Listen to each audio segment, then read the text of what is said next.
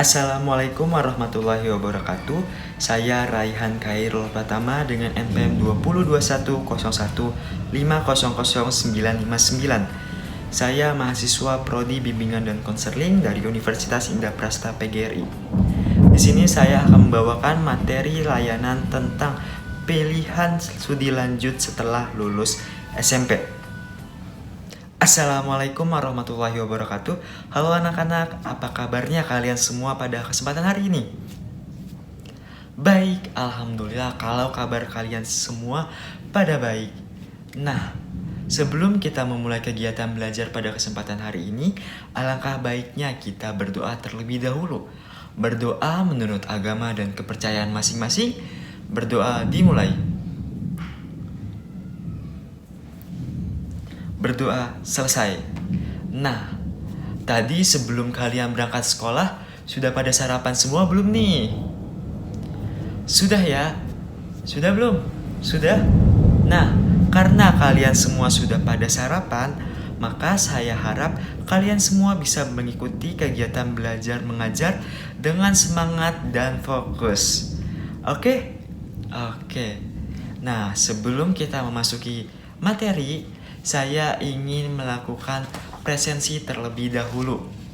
Untuk mengefektifkan waktu, coba kalian lihat teman sebelah kanan dan sebelah kiri atau teman sebangku kalian, siapa yang tidak hadir? Siapa? Baik, siapa? Berapa orang? Oke.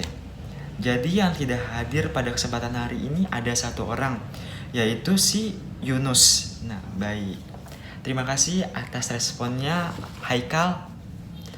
Nah, karena kita sudah melakukan presensi, kita akan melanjutkan ke materi yang akan saya sampaikan pada kesempatan hari ini.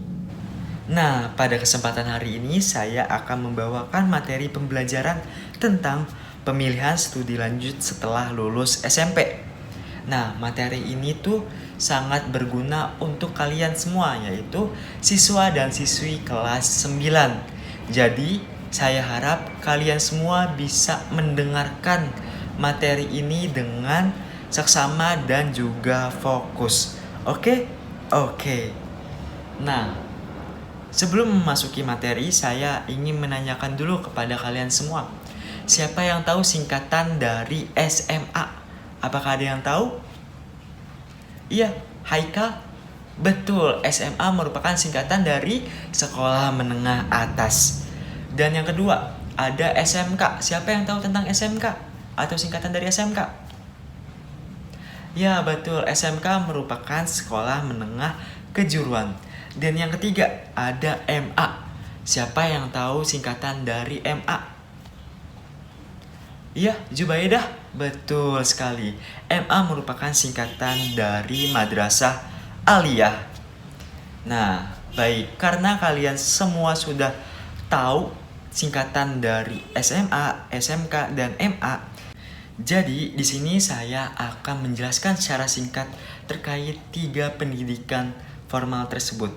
Nah, yang pertama ada SMA atau singkatan dari Sekolah Menengah Atas. Nah, SMA ini merupakan salah satu jenjang pendidikan menengah pada pendidikan formal di Indonesia yang dilakukan setelah lulus SMP dan sederajat. Jadi kalian yang setelah lulus SMP, MTS atau pesantren bisa melanjutkan ke jenjang sekolah menengah atas. Nah, sekolah menengah atas ini ditempuh selama 3 tahun. Nah, dimulai dari kelas 10, kelas 11, dan juga kelas 12. Nah, selanjutnya ada sekolah menengah kejuruan atau yang disingkat dengan SMK.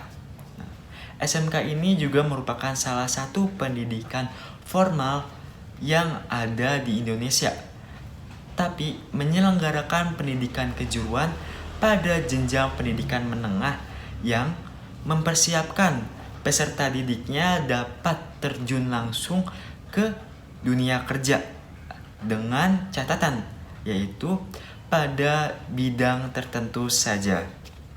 Nah, Masa pendidikan di SMK ini berbeda dengan masa pendidikan di SMA. Jadi masa pendidikan di SMK ini ada dua.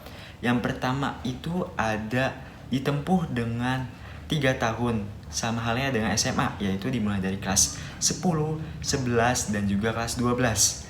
Nah, yang kedua di SMK juga menerapkan sekolah atau menerapkan studi dengan 4 tahun, yaitu dimulai dengan kelas 10, 11, 12, dan 1 tahun di industri jurusan terkait, atau yang bisa disebut dengan 1 tahun kalian bisa magang atau prakerin di tempat yang sesuai dengan jurusan kalian.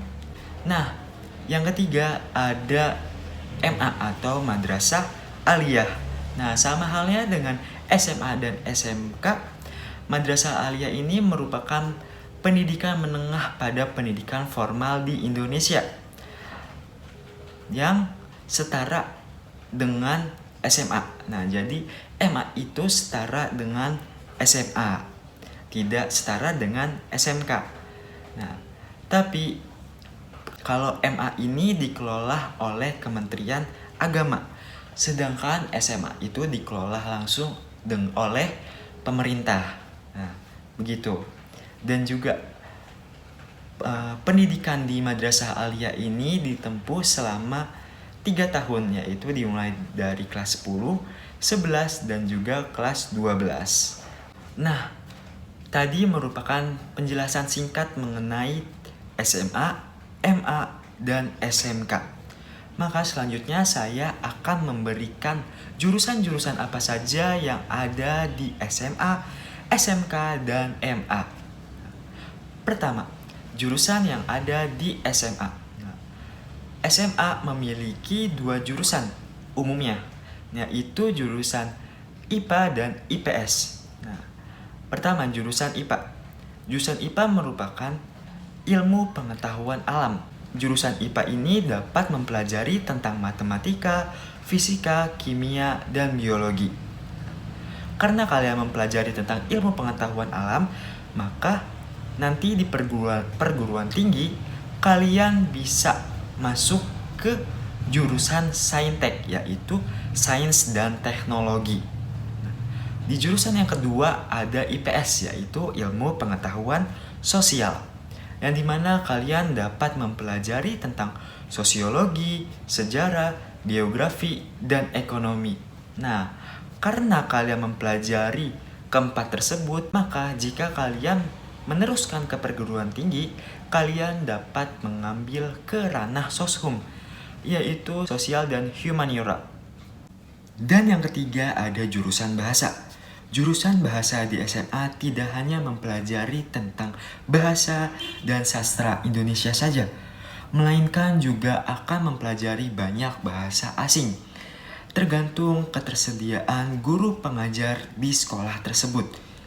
Dan biasanya jurusan bahasa di SMA ini mempelajari tentang bahasa Jerman, bahasa Jepang, bahasa Inggris, Mandarin, serta bahasa Arab.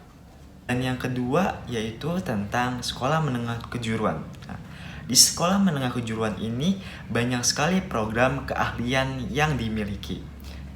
Menurut Perdirjenan Dikdasmen Kemendikbud nomor 06-D-5-KK-2018 dalam kurung 1 terdapat beberapa bidang keahlian di sekolah menengah kejuruan. Nah, bidang keahliannya apa saja sih? Nah, yang pertama itu ada teknologi dan rekayasa. Yang kedua ada energi dan pertambangan. Yang ketiga ada teknologi informasi dan komunikasi. Yang keempat ada kesehatan dan pekerjaan sosial. Yang kelima ada agrobisnis dan agroteknologi. Yang keenam ada kemaritiman. Ketujuh ada bisnis dan manajemen. Dan kedelapan ada pariwisata. Dan yang kesembilan ada seni dan industri kreatif. Jadi, jurusan yang terdapat di sekolah menengah kejuruan ini menurut Kemendikbud nomor 06-D-5 garis miring KK garis miring 2018 dalam kurung 1 memiliki 9 kejuruan di sekolah menengah kejuruan. Buat kalian yang pengen melanjutkan program studi ke sekolah menengah kejuruan, kan pilihan atau jurusan program keahlian di SMK sangat banyak. Jadi kalian bisa memilih sesuai dengan minat, bakat, dan kemampuan yang kalian miliki untuk memasuki jurusan atau program keahlian tersebut. Nah, misalnya di sini saya akan memberikan contoh jurusan dari keahlian teknologi informasi dan komunikasi. Nah, apa saja sih jurusan yang terdapat di situ? Misalnya yang pertama ada RPL, yaitu rekayasa perangkat lunak. Yang kedua ada TKJ, yaitu teknologi dan komputer jaringan. Yang ketiga ada multimedia. Nah, jadi ketiga itu merupakan jurusan dari program keahlian di bidang teknologi informasi dan komunikasi. Nah, misalnya kalian minatnya tentang membuat animasi 2 dimensi atau animasi 3 dimensi, kalian bisa mengambil jurusan multimedia. Dan juga misalnya minat kalian membuat web atau membuat games, kalian bisa mengambil ke jurusan RPL. Nah, jika minat kalian merakit PC atau membenar-benarkan barang elektronik semacam komputer atau PC, kalian bisa mengambil jurusan TKJ. Dan yang ketiga ada jurusan yang terdapat di Madrasah Aliyah. Nah, Madrasah Aliyah sama halnya dengan SMA. Tapi di Madrasah Aliyah terdapat jurusan penambahan.